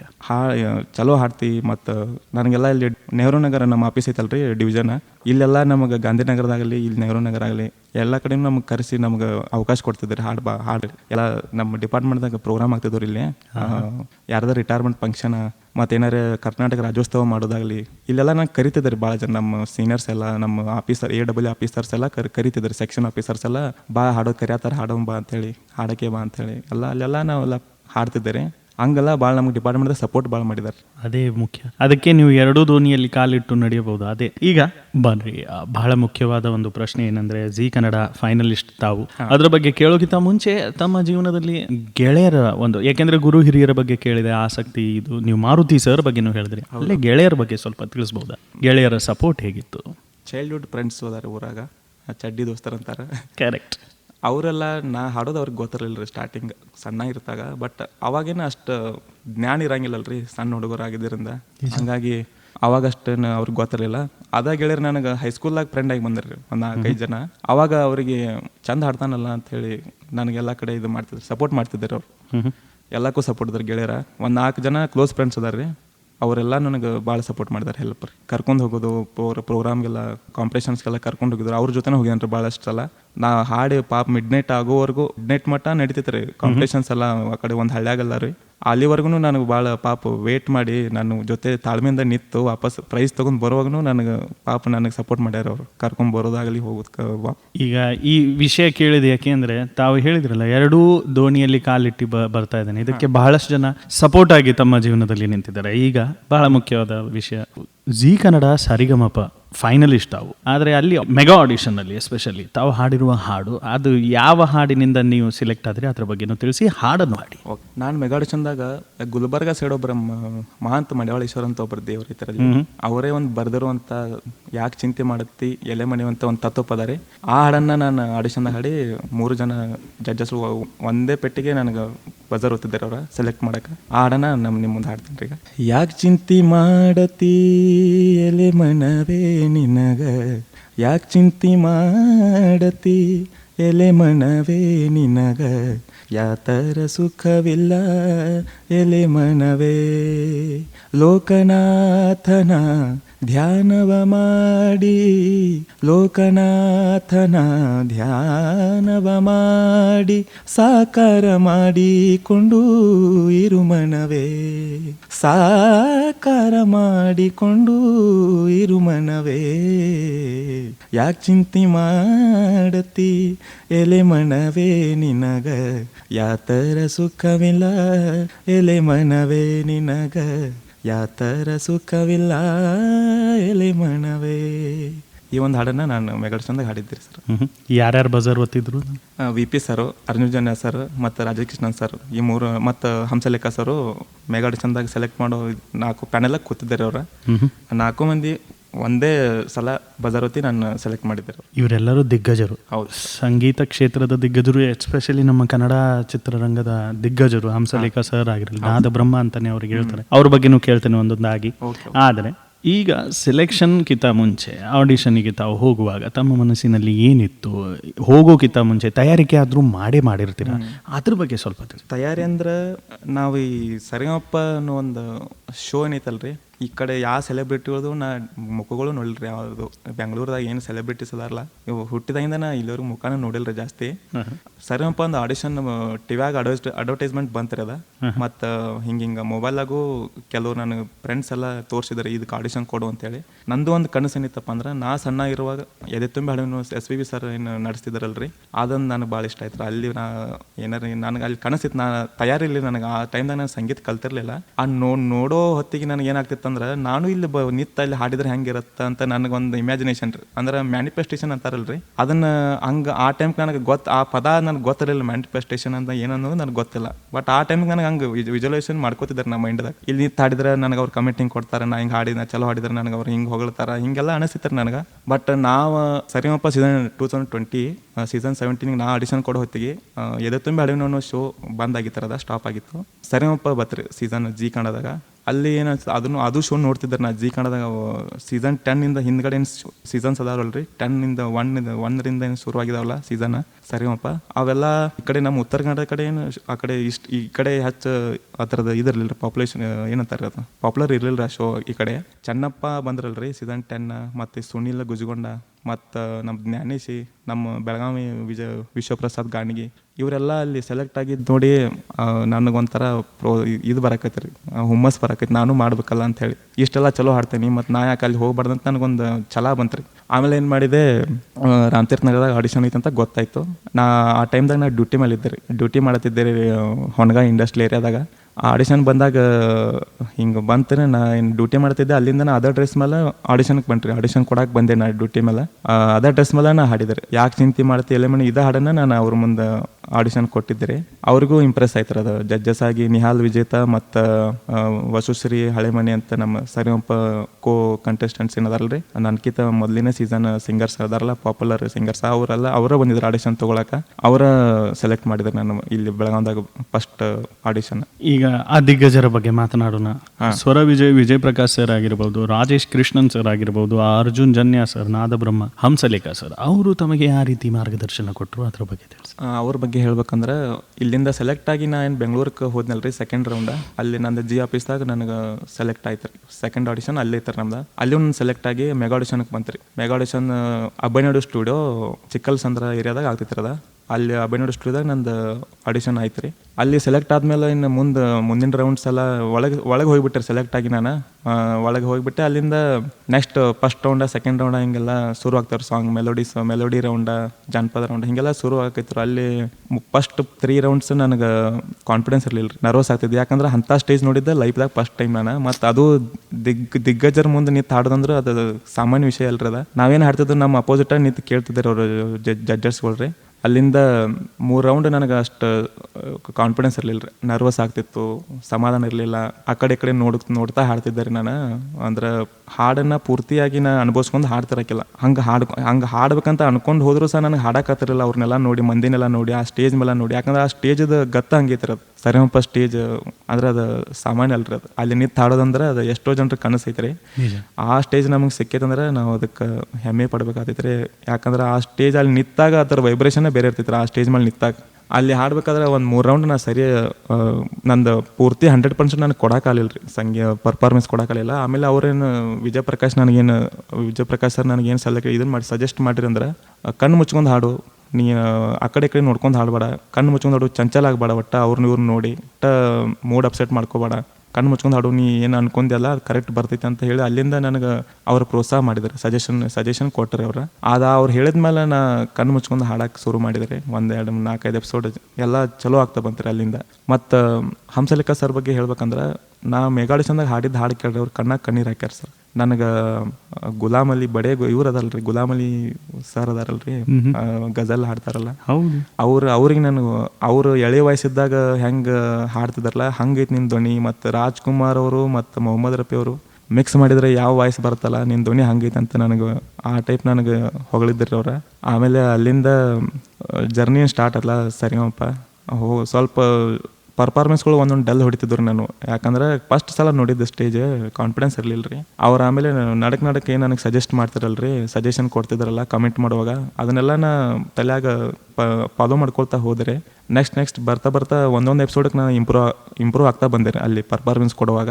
ಆಮೇಲೆ ಅವ್ರು ಏನು ನನಗೆ ಮೇಲೆ ಹೋಪ್ಸ್ ಇಟ್ಟಿರಲ್ರಿ, ಒಟ್ಟು ಅದನ್ನು ಫುಲ್ಫಿಲ್ ಮಾಡಿ ಅನ್ನೋದು ನನಗೆ ಅನಿಸಿತ್ರ ಒಟ್ಟು. ಮತ್ತು ಅವರು ಖುಷಿ ಆದರ್ರಿ. ಅರ್ಜುನ್ ಸರ್ ನನಗೊಂದ್ಸಲ ಸಜೆಷನ್ ಕೊಟ್ಟಿದ್ರಂದ, ಒಂದ್ಸಲ ಸ್ಟುಡಿಯೋಕ್ಕೆ ಬಾ ಅಂತಾರೆ ಅವ್ರು. ಸ್ಟುಡಿಯೋಕ್ಕೆ ಬಾ, ಒಂದು ಹಾಡು ಐತಿ, ಒಂದು ಹಾಡು ಹಾಡುವಂತೆ, ಒಂದು ರೆಡಿ ಐತಿ ಹಾಡು. ಅವತಾರ ಪುರುಷ ಸಿನಿಮಾ ಐತ್ರಿ ಅವ್ರದ್ದು, ಅವರ ಮ್ಯೂಸಿಕ್ ಕೊಟ್ಟಿದ್ದ ಫಿಲ್ಮ್ ಅದು ಆಲ್ರೆಡಿ ಟ್ರ್ಯಾಕ್ ವಾಸು ಸರ್ ಅಂತ ಹಾಡಿದ್ರು, ಒಬ್ರು ವ್ಯಾಸರಾಜ್ ಸರ್ ಅಂತ ಹಾಡಿದ್ರು. ಅದು ಹಾಡನ್ನು ನನ್ನ ಧ್ವನಿಯಿಂದ ಒಂದ್ಸಲ ಪ್ರಯತ್ನ ಮಾಡೋಣ ಅಂತ ನಾನು ಕರೆದಿದ್ದಾರೆ ಸ್ಟುಡಿಯೋದಾಗ. ಅವ್ರ ಮುಂದೆ ಅದು ಕರೆದಿದ್ದು ಅವಕಾಶ ಕೊಟ್ಟಿದ್ದಾರೆ ಹಾಡು. ಅದನ್ನ ಅವ್ರ ಮುಂದೆ ಸ್ಟುಡಿಯೋದಾಗ ಹೋಗಿ ಹಾಡಿ ಬಂದಿರಿ. ಅದು ಆ್ಯಕ್ಚುಲಿ ಏನಾಯ್ತಂದ್ರೆ ಆ ಹಾಡಿಗೆ ಮತ್ತು ನನ್ನ ವಾಯ್ಸಿಗೆ ಹೊಂದಲಿಲ್ಲ, ಹಾಗಾಗಿ ಆ ಹಾಡನ್ನು ಫಿಲ್ಮ್ದಾಗ ಹಾಕ್ಲಿಲ್ಲ ಅವ್ರು. ಅದು ಏನು ಟ್ರ್ಯಾಕ್ ಹಾಡಿದ್ರಲ್ರಿ ವ್ಯಾಸರಾಜ್ ಸರ್, ಅವ್ರದ್ದು ಹಾಕಿದ್ದಾರೆ. ಅಲ್ಲೂ ನನಗೆ ಭಾಳಷ್ಟು ನನಗೆ ತಿದ್ದಿದ್ದಾರೆ ಸರ್, ಇನ್ನೂ ಬರಬೇಕು, ಇನ್ನೂ ಚಲೋ ಹಾಡಬೇಕು, ಇನ್ನೂ ಪರ್ಫೆಕ್ಷನ್ ಬರಬೇಕು ಅಂತ ಹೇಳಿ ಅವರು ನನಗೆ ಭಾಳ ಇದನ್ನು ಮಾಡ್ಯಾರ, ಸಜೆಷನ್ ಕೊಟ್ಟಾರ ಮತ್ತು ತಿಳಿಸಿ ಹೇಳಿದಾರೆ. ಮತ್ತು ರಾಜೇಶ್ ಕೃಷ್ಣನ್ ಸರ್ ಬಗ್ಗೆ ಹೇಳ್ಬೇಕಂದ್ರೆ ಏನಾಯ್ತಂದ್ರೆ, ಸರಿಗಮಪ ಎಪಿಸೋಡ್ಸ್ನ ಹಾಡ್ತಿರ್ಬೇಕಾದ್ರೆ ನನಗೆ ಧ್ವನಿ ಒಂದೊಂದ್ಸಲ ಮ್ಯಾಗಿನ ತಾರ್ ಸಪ್ತದಾಗ ಹಾಡ್ಬೇಕಂದ್ರೆ ನನ್ನ ಧ್ವನಿ ಹೊಡಿತಿತ್ತು ಭಾಳ ಸಲ, ಕ್ರ್ಯಾಕ್ ಆಗ್ತಿತ್ತು. ಪಾಪ ರಾಜೇಶ್ ಕೃಷ್ಣನ್ ಸರ್ ಅದನ್ನು ಅಬ್ಸರ್ವ್ ಮಾಡ್ಕೊಳ್ತಾ ಬರ್ತಿದ್ರು ಅವ್ರು, ಪ್ರತಿ ವೀಕ್ ಅಬ್ಸರ್ವ್ ಮಾಡ್ತಿದ್ರು ಅವ್ರು ನನಗೆ ಏನಾಗತ್ತೈತೆ ಅನ್ನೋದು. ಅಲ್ಲೇನಾಯ್ತಂದ್ರೆ ನಮ್ಮ ಸರಿಗಮಪ ಶೋ ಏನೈತಿರಲ್ಲ ಅದನ್ನು ರಾಜೇಶ್ ಕೃಷ್ಣನ್ ಸರ್ ಮದರ್ ಸಹ ನೋಡ್ತಿದ್ರು ಮನ್ಯಾಗ. ನಾ ಪ್ರತಿ ಸಲ ನಾ ಎಪಿಸೋಡ್ದಾಗ ಹಾಡಿದ್ಮೇಲೂ ನನಗೆ ಅಳು ಬರ್ತೈತ್ರಿ, ಯಾಕಂದ್ರೆ ಕ್ರ್ಯಾಕ್ ಆಯ್ತಲ್ಲ ವಾಯ್ಸ ಹಾಡುವಾಗ, ಪರ್ಫಾರ್ಮೆನ್ಸ್ ಚಲೋ ಬರಲಿಲ್ಲಲ್ಲ ನಂದು ಅಂತ ಹೇಳಿ ನನಗೆ ಒಮ್ಮೆ ನರ್ವಸಾಗಿ ಅಳು ಬರ್ತಿದ್ರು ಸ್ಟೇಜ್ ಮೇಲೆ. ನಾ ಪ್ರತಿ ಸಲ ಹತ್ತಾಗ ಅನುಶ್ರೀ ಮೇಡಮ್ ಅದಲ್ರಿ ಆ್ಯಂಕರ್ ಮೇಡಮ್, ಅವರ ನನಗೆ ಸಮಾಧಾನ ಮಾಡ್ಯಾರ. ಆ ಟೈಮ್ದಾಗ ರಾಜೇಶ್ ಕೃಷ್ಣನ್ ಸರ್ ಒಂದ್ಸಲ ಕರೆದ್ರೆ, ನಾನು ಹಾಡು ಕಮೆಂಟ್ ಕೊಟ್ಟ ಮೇಲೆ ಜಜ್ಮೆಂಟ್ ಕೊಟ್ಟ ಮೇಲೆ ಕರೆದ್ರೆ, ನಾನು ಹಿಂಗೊಂದು ಹಾಸ್ಪಿಟ್ಲ್ ಐತಿ ಇಲ್ಲಿ ಬೆಂಗಳೂರಾಗ, ಅಲ್ಲಿ ನಿನಗೆ ಸಜೆಸ್ಟ್ ಮಾಡ್ತೀನಿ, ಅವ್ರಿಗೆ ನಂಬರ್ ಕೊಟ್ಟಿರ್ತೀನಿ, ಅಲ್ಲಿ ಹೋಗು, ಮತ್ತು ನಿಂಗೆ ಏನು ಪ್ರಾಬ್ಲಮ್ ಐತಲ್ಲ, ಧ್ವನಿ ಒಡ್ಯಾತೈತಿ ಅದನ್ನೆಲ್ಲ ಹೇಳೋರಿಗೆ, ಮತ್ತು ಅವ್ರು ನಿನಗೆ ಇದನ್ನು ಮಾಡ್ತಾರೆ, ಮೆಡಿಸಿನ್ ಕೊಡ್ತಾರೆ ಅಂತ ಹೇಳಿ ನನಗೆ ಸಜೆಸ್ಟ್ ಮಾಡಿ ಕೇರ್ ತೊಗೊಂಡು ನನಗೆ ಅಲ್ಲಿ ಇದನ್ನು ಮಾಡಿದ್ದಾರಪ್ಪ, ಹೆಲ್ಪ್ ಮಾಡಿದ್ದಾರೆ ಭಾಳ. ಮತ್ತು ಅದನ್ನ ಇನ್ನೊಂದು ಮಾತು ಹೇಳಿದ್ದಾರೆ ಅವರು ರಾಜೇಶ್ ಕೃಷ್ಣನ್ ಸರ್ ನನಗೆ, ಏನಂದ್ರೆ ಪಾಪ ಅವ್ರ ಮದರ್ ಸ್ಟೇಜ್ ಮೇಲೆ ಧ್ವನಿ ಹೊಡೆದ್ಮೇಲೆ ನಾ ಏನು ಕಣ್ಣೀರು ಹಾಕ್ದೇನಲ್ರಿ, ನಾ ಕಣ್ಣೀರು ಹಾಕೋದು ನೋಡಿ ರಾಜಕೃಷ್ಣನ್ ಮದರ್ ಸಹ ಅವರು ಪಾಪ ನೊಂದ್ಕೋತಿದ್ದಾರಂತ್ರಿ ಮನ್ಯಾಗ. ಪಾಪ ಟಿವಿ ನೋಡುವಾಗ ನಮ್ದು ಎಪಿಸೋಡ್ ಶನಿವಾರ ರವಿವಾರ ಬರ್ತಿತ್ತಲ್ರಿ, ಅದನ್ನ ನೋಡಿ ನೊಂದ್ಕೋತಿದ್ದಾರಂತವ್ರು. ಪಾಪ ಹುಡುಗ ಹಂಗ್ಯಾಕೆ ಇದಾಗತೈತಿ, ಸ್ವಲ್ಪ ಒಂದು ಏನು ನೋಡು, ಹೆಲ್ಪ್ ಮಾಡು ಅಂತ ಹೇಳಿ ಅವರು ರಾಜಕೃಷ್ಣನ್ ಮದರ್ ಅವರು ರಾಜಕೃಷ್ಣನ್ ಸರ್ಗೆ ಹೇಳಿದ್ದಾರಂತ್ರಿ, ಹಿಂಗೆ ಪಾಪ ಅವ್ಗೆ ಏನಾರು ಮಾಡಂತ ಹೇಳಿ, ಹೆಲ್ಪ್ ಮಾಡಂತ ಹೇಳಿ. ಅವಾಗ ರಾಜಕೃಷ್ಣನ್ ಸರ್ ನನಗೆ ಇದನ್ನು ಹೇಳಿದ್ರಿ, ನಮ್ಮ ಮದರ್ ಸಹ ನಿಮ್ಮ ನೋಡಿ ಇದು ಮಾಡಕತ್ತಾರೋ ಹಾಳಾಕತ್ತಾರೋ ಅಂತ ಹೇಳಿದ್ರಿ. ಆ ಟೈಮ್ದಾಗ ನನಗೆ ಒಂಥರ ಅನಿಸಿತ್ರಿ ನನಗೆ. ಅಲ್ಲ, ನಾನು ಎಲ್ಲೋ ಒಂದು ಹಳ್ಳ್ಯಾಗ ಬೆಳೆದವ್ರಿ, ಇಂಥವ್ರನ್ನ ಯಾರೂ ನೋಡಿಲ್ರಿ, ನಾನು ದೊಡ್ಡ ಲೆಜೆಂಡ್ಸ ನನಗೆ ಇವ್ರದ್ದು ಇದು ಪರಿಚಯನೂ ಇಲ್ಲ, ನೋಡಿಲ್ಲ. ಬರೀ ಟಿವ್ಯಾಗ ನೋಡೋದಾಗಲಿ, ಮೊಬೈಲ್ ಹಾಡು ಕೇಳೋದಾಗಲಿ, ನಾ ಸಣ್ಣ ಇರ್ತಾವಾಗ ಹಾಡು ಕೇಳ್ತಿರುವಾಗ ಅಷ್ಟೇ ಗೊತ್ತ್ರಿ ರಾಜಕೃಷ್ಣನ್ ಸರ್ ಈ ಹಾಡನ್ನು ಹಾಡಿದಾರ ಅಂತೇಳಿ ಅವಾಗ ಅನ್ಕೊಳ್ತಿದ್ವಿ ನಾವು. ಬಟ್ ಸರಿಗಮಪ ಶೋ ಮೂಲಕನ ಅವ್ರನ್ನೆಲ್ಲ ಡೈರೆಕ್ಟ್ ನೋಡೋಂಗೆ ಆತ್ರಿ. ಅವ್ರು ನೋಡೋದಿಲ್ಲ, ಪಾಪ ಅವ್ರ ಮದರ್ ನನ್ನ ಬಗ್ಗೆ ಒಂದು ಭಾವನೆ ವ್ಯಕ್ತಪಡಿಸ್ತಾರಂದ್ರೆ ಅದು ಭಾಳ ನನ್ನ ಜೀವನದಾಗ ದೊಡ್ಡ ಮಾತ್ರ ಅದು. ಇಷ್ಟ ಹೇಳಕ್ಕೆ ಇಷ್ಟಪಡ್ತೀನಿ ಸರ್. ಬಹಳ ಮುಖ್ಯವಾದ ವಿಷಯ ಏನಂದರೆ ಎಲ್ಲ ರೀತಿಯಾದಂಥ ಸಪೋರ್ಟ್ ತಮಗೆ ಸಿಕ್ತು. ವೃತ್ತಿ ಜೀವನ ಆಗಿರ್ಬೋದು, ಕಲಾಕ್ಷೇತ್ರ ಆಗಿರ್ಬೋದು, ಅದಕ್ಕೆ ಒಂದು ಕಾರಣವಾಗಿರ್ಬೋದು ತಮ್ಮ ಈ ಒಂದು ಮುಗ್ಧತೆ, ತಮ್ಮ ಸಿನ್ಸಿಯಾರಿಟಿ ಒಬ್ಬ ವಿದ್ಯಾರ್ಥಿಯ ಜೀವನದಲ್ಲಿ ಅಥವಾ ಒಬ್ಬ ಯುವತಿಯರ ಜೀವನದಲ್ಲಿ ಎಷ್ಟು ಮುಖ್ಯ, ಅದ್ರ ಬಗ್ಗೆ ತಿಳಿಸ್ಬೋದು. ಸಿನ್ಸಿಯಾರಿಟಿ ಅಲ್ರಿ, ಡಿಸಿಪ್ಲಿನ್ ಸಿನ್ಸಿಯಾರಿಟಿ ಅನ್ನೋದು ಎಷ್ಟು ಮುಖ್ಯಪ್ಪ ಅಂದ್ರೆ ಅದಿದ್ರನ್ನ ಏನೋ ಒಂದು ಸಾಧನೆ ಮಾಡಕ್ಕಾಗ್ತೈತ್ರಿ. ಯಾರೋ ಯುವಕರಾಗಿರ್ಲಿ ಯುವತಿಯರಾಗಿರ್ಲಿ ಯಾವುದೋ ಕ್ಷೇತ್ರ ಆಗಿಲ್ರಿ ಸರ್, ಸಿನ್ಸಿಯಾರಿಟಿ ಇಲ್ಲ ಅಂದ್ರೆ ಅದು ಪೂರ್ಣ ಆಗಂಗಿಲ್ಲ ಯಾವುದು ಸಾಧನೆ ಅನ್ನೋದು. ಮತ್ತು ಲೇಟೂ ಆಗ್ಬೋದ್ರಿ ನಾವು ಮಾಡೋ ಕೆಲಸನೂ ಅದು ಏನೋ ಅನ್ಕೊಂಡಿರ್ತೀವಿ ಸಾಧನೆ ಮಾಡ್ಬೇಕಂತೇಳಿ, ಅದು 5 ವರ್ಷದಾಗ ಆಗೋದು 15 ವರ್ಷ ತೊಗೋಬೋದ್ರಿ ಸಿನ್ಸಿಯಾರಿಟಿ ಇಲ್ಲ ಅನ್ನೋದ್ರಿ. ಸಿನ್ಸಿಯಾರಿಟಿ ಅನ್ನೋದು ಭಾಳ ಇಂಪಾರ್ಟೆಂಟ್ ಐತಿ ಸರ್. ಸ್ನೇಹಿತರೆ, ನೀವು ಕೇಳ್ತಾ ಇದ್ದೀರಾ ಯುವ ಧ್ವನಿ ಕಾರ್ಯಕ್ರಮ. ಇವತ್ತಿನ ಕಾರ್ಯಕ್ರಮದಲ್ಲಿ G Kannada Sarigamapa 2020 finalist season 17 ಹಾಗೂ HESCOM Kakati section line man ಆದ ಕಿರಣ್ ರಾಜು ಪಾಟೀಲ್ ಅವರು ತಮ್ಮ ಜೀವನದ ಬಗ್ಗೆ ವಿವರವಾದ ಮಾಹಿತಿಯನ್ನ ಕೊಡ್ತಾ ಇದ್ದಾರೆ. ಕಿರಣ್ ಅವರೇ, ಬಹಳಷ್ಟು ವಿಷಯಗಳ ಬಗ್ಗೆ ನಾವು ಮಾತನಾಡಿದ್ವಿ. ಇತ್ತೀಚಿನ ದಿನಗಳಲ್ಲಿ ಬಹಳ ಟ್ರೆಂಡಿಂಗ್ ಆಗಿದೆ ಸೋಷಿಯಲ್ ಮೀಡಿಯಾ. ತಾವು ತಮ್ಮ ಜೀವನದಲ್ಲಿ ಹೇಗೆ ಬಳಸ್ಕೋತೀರಾ? ಎಷ್ಟೋ ಜನರಿಗೆ ಸೋಷಿಯಲ್ ಮೀಡಿಯಾ ಒಂದು ವರದಾನವಾಗಿ ಕೆಲಸ ಮಾಡಿದೆ, ಅವರ ಜೀವನವನ್ನ ಬದಲಾಯಿಸಿದೆ, ಎಷ್ಟು ಮ್ಯಾಕ್ಸಿಮಮ್ ಜನರ ಜೀವನ ಹಾಳು ಮಾಡ್ತಾ ಇದೆ. ತಮ್ಮ ಅಭಿಪ್ರಾಯ? ಸೋಷಿಯಲ್ ಮೀಡಿಯಾ ಅದು ಈ ವಿಷಯಕ್ಕೆ ಬಂದ್ರೆ ಸರ, ಸೋಷಿಯಲ್ ಮೀಡಿಯಾ ಅನ್ನೋದು ಈಗ ಹೆಂಗಾಗಿತ್ತು ಅಂದ್ರೆ ಅದು ಅದರಿಂದ ಒಳ್ಳೇದು ಐತ್ರಿ ಕೆಟ್ಟದ್ದು ಐತಿ. ಬಟ್ ನಮ್ಮ ಟೈಮ್ಗೆ ಸೋಷಿಯಲ್ ಮೀಡಿಯಾ ಅನ್ನೋದು ಏನೂ ಇರಲಿಲ್ಲ ರೀ. ನಾವು ಸಣ್ಣ ಇರ್ತಿದ್ವು ಅಲ್ರಿ, ಆ ಟೈಮ್ಗೆ ಸೋಷಿಯಲ್ ಮೀಡಿಯಾ ಅನ್ನೋದು ಕ್ರೇಜ್ ಇರಲಿಲ್ಲ, ಅದೊಂದು ವಿಷಯ ಇರಲಿಲ್ಲ ರೀ ಸೋಷಿಯಲ್ ಮೀಡಿಯಾ ಅನ್ನೋದು. ನಿಜ. ಆವಾಗ ನಮ್ಗೆ ಏನಾರೇ ಸಂಗೀತದ ಪ್ರೋತ್ಸಾಹ ಸಿಗೋದಿತ್ತಂದ್ರೆ ಅದು ನಾವು ಸ್ಟೇಜ್ ಮೇಲೆ ಹಾಡಿದಾಗ ಯಾರು ನೋಡಿದ್ರೆ ಅಷ್ಟೇ ನಮಗೆ ಪ್ರೋತ್ಸಾಹ ಮಾಡ್ತಿದ್ದಾರೆ ರೀ. ಬಟ್ ಅದ ಟೈಮ್ ಚಲೋ ಇತ್ತಂತ ಅನ್ಕೋತೀನಿ ರೀ ನಾ. ಯಾಕಂದ್ರೆ ಈಗಿನ ಸೋಷಿಯಲ್ ಮೀಡಿಯಾ ನೋಡಿದ್ರೆ ಅದ್ರಾಗೂ ನಮ್ಮ ಉತ್ತರ ಕರ್ನಾಟಕ ವಿಷಯಕ್ಕೆ ಬಂದ್ರೆ ಸರ್ ಎಂತೆಂಥವ್ರು ಬೆಳೆಯತ್ತಾರ ಸರ್. ಅಂದ್ರೆ ಸಂಗೀತ ಕಲಾವಿದರ ಅಲ್ಲದಿರೋರು ಸಹ ಅದ್ರಾಗ ಬೆಳೆಯತ್ತಾರ. ನಮ್ಮ ಜನ ಬದಲಾಗ್ಬೇಕ್ರಿ ಇದ್ರಾಗ. ಯಾಕಂದ್ರೆ ಇದ್ರಾಗ ನಿಯತ್ತಾಗಿ ಸಂಗೀತ ಕಲ್ತವ್ರು ಏನೋ ಒಂದು ಚಲೋ ಕಂಟೆಂಟ್ ಐತೆ ಅದನ್ನು ಅಪ್ಲೋಡ್ ಮಾಡಿದ್ರೆ ಅದಕ್ಕೆ ವ್ಯೂಸ್ ಬರಂಗಿಲ್ಲ ಸರ್. ಯಾಕಂದ್ರೆ ನಮ್ಮ ಜನ ಎಂಥ ವಿಡಿಯೋ ನೋಡ್ತಾರಪ್ಪ ಈಗಿನ ಜನ ಅಂದ್ರೆ ಕ್ರಿಂಜ್ ವಿಡಿಯೋ ಸರ್. ಅಂದ್ರೆ ಒಂದು ಹಾಡನ್ನ ತಪ್ಪಾಗಿ ಹಾಡಿದ್ರೆ ಅದನ್ನ ವೈರಲ್ ಮಾಡ್ತಾರೆ ನಮ್ಮ ಜನ. ಚಲೋ ಅದನ್ನ ವ್ಯವಸ್ಥಿತವಾಗಿ ಒಬ್ಬ ಪರ್ಫೆಕ್ಟ್ ಸಿಂಗರ್ ಹಾಡಿದ್ರು ಅದನ್ನ ಒಪ್ಕೊಳಂಗಿಲ್ಲ ಜನ. ಯಾಕಂದ್ರೆ ಇವೇನ್ ಬಿಡಿ ಚಲೋ ಹಾಡ್ತಾನೆ, ಇದೇನು ಶಾಸ್ತ್ರಬದ್ಧವಾಗಿ ಹಾಡತ್ತಾನೋ ಅಂತ ಅದೊಂದು ತರ ನೋಡ್ತಾರೆ ಜನರು. ಅಂದ್ರೆ ಅದ್ರ ಬಗ್ಗೆ ನಾವು ಜನ ತಲೆ ಹಾಕಂಗಿಲ್ಲ ಜಾಸ್ತಿ. ಒಂದು ಹಾಡನ್ನ ಯಾರು ಕೆಟ್ಟದಾಗಿ ಹಾಡ್ತಾರಲ್ರಿ ಅಂಥವ್ರನ್ನ ಜನ ಬೆಳೆಸ್ತಾರೆ ಸರ್. ಚಲೋ ಸಿಂಗರ್ಸ್ ಅಂದ್ರೆ ಅವ್ರು ವಿಡಿಯೋ ಹಾಕಿದ್ರು ಜಾಸ್ತಿ ವ್ಯೂಸ್ ಆಗತ್ತಿಲ್ರಿ ಈಗಿನ ಟೈಮ್ದಾಗ. ಮಿಲಿಯನ್ ಗಟ್ಲೆ ಹೋಗತ್ತಿಲ್ರಿ ಯಾವುದು ಚಲೋ ಕಂಟೆಂಟ್ ಇದ್ರೆ. ಮತ್ತು ಈ ಕ್ರಿಂಜ್ ವಿಡಿಯೋನ ಹಾಕ್ತಾರಲ್ರಿ ಅವ್ರು ಮಿಲಿಯನ್ ಗಂಟ್ಲೆ ವಿಡಿಯೋ ಹೋಗ್ತಾರೆ ಸರ್ ಅವರು ಈಗಿನ ಮಂದಿಗೆ. ಅಂದ್ರೆ ಜನ ಬದಲಾಗಬೇಕು. ಸೋಷಿಯಲ್ ಮೀಡಿಯಾ ಅಂದ್ರೆ ಜನ ಬದಲಾದ್ರೆ ಎಲ್ಲಾನು ಬದಲಾಗ್ತೈತಿ. ಸತ್ಯವಾದ. ಅದು ಸೋಷಿಯಲ್ ಮೀಡಿಯಾ ಅನ್ನೋದು ಅದು ಒಂದು ವೇದಿಕೆ ಐತ್ರಿ ಸರ್. ಅದನ್ನ ಈಗಿನ ಜನ ಒಳ್ಳೇದಕ್ಕೆ ಉಪಯೋಗ ಮಾಡ್ಕೊಳತ್ತಲ್ರಿ ಜಾಸ್ತಿ ಜನ. ಈ ಎಷ್ಟೋ ಜನ ಒಳ್ಳೆ ಕಲಾವಿದ್ರ ಸಕಟ್ ಹಿಂದೆ ಸರಿದ್ ಬಿಟ್ಟಾರ ಸರ್. ಇದೆಲ್ಲ ನೋಡಿ ಕ್ರಿಂಜ್ ಏನು ಸಮಾಜ ಐತಲ್ಲ ಸರ್ ಸೋಷಿಯಲ್ ಮೀಡಿಯಾ ಈಗಿನ ಜನ.